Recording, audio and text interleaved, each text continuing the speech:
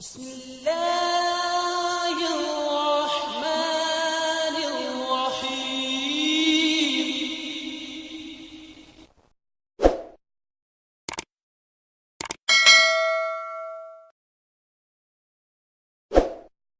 اللہ تعالیٰ حسن جزا۔ پروگرام کے آخری حصے میں ہم پہنچ چکے ہیں اور محترم مولانا محمد کریم الدین صاحب شاہد سے میرا یہ سوال ہے کہ خلافت احمدیہ کے تعلق سے پیشگوئیوں میں بھی ہم سن چکے ہیں کہ یہ ایک دائمی نعمت ہے، تا قیامت جو ہے وہ جاری رہنے والی نعمت ہے، اور خلافت کے بدولت عظیم الشان ترقیات بھی جماعت احمدیہ کو مل رہی ہے۔ تو ایسے میں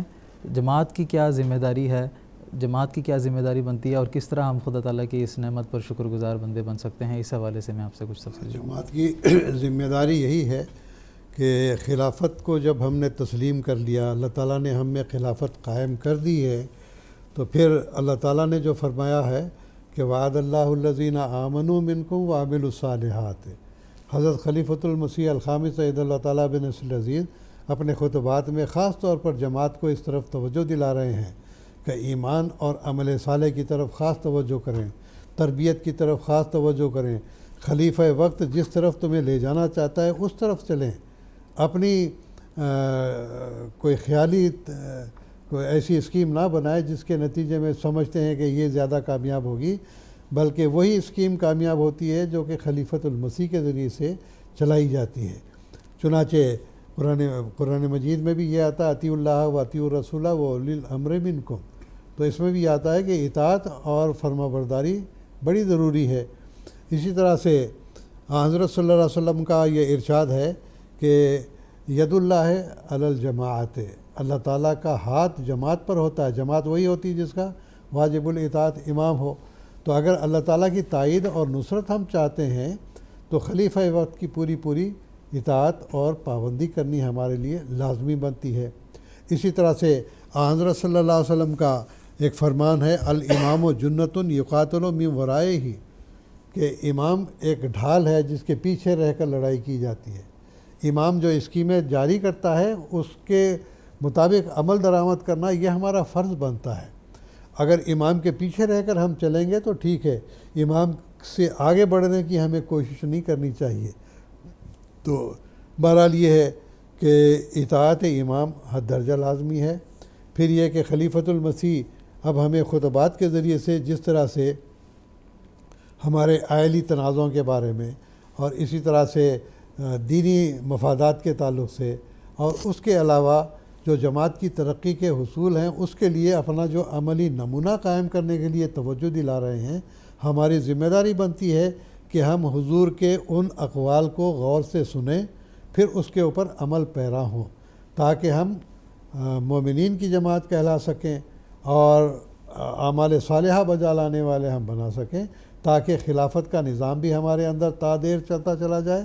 اور جیسا کہ اللہ تعالیٰ کی بشارتیں ہیں اور خلافت احمدیہ نے بھی ہمیں یہ بشارت دی ہے کہ انشاءاللہ تعالیٰ اب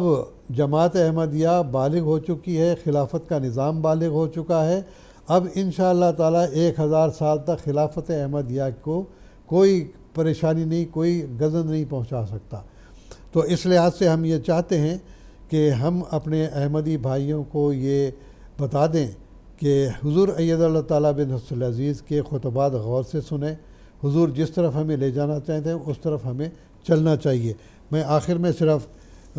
حضرت خلیفۃ المسیح خامس اید اللہ تعالیٰ بن نصر العزیز کا ایک حوالہ پڑھ کے اپنے بیان کو ختم کروں گا۔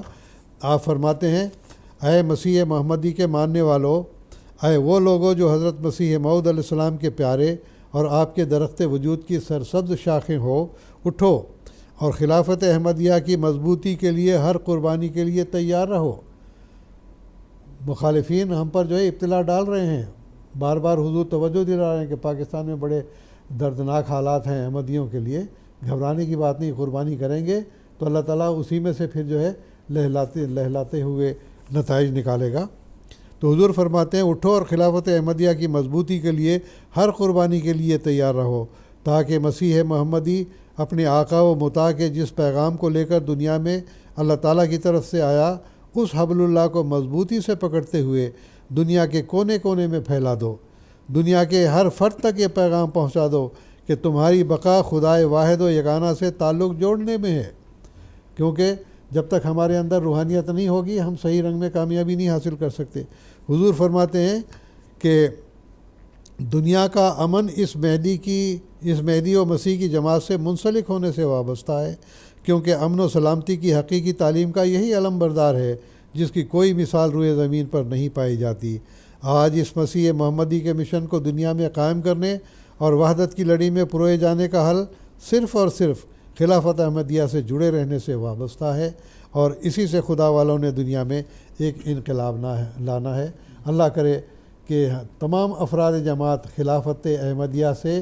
ایسے وابستہ ہو جائیں جس طرح کے یکجان اور دو قالب ہوا کرتے ہیں، اور اس کے نتیجے میں پھر دیکھیں گے کہ انشاءاللہ اس قربانی کے نتیجے میں پھر اللہ تعالیٰ اس جماعت کو کیسے پروان چڑھاتا ہے اور اس کے نتیجے میں کیسے اس کو غلبہ عطا کرتا ہے۔ جزاکم اللہ تعالیٰ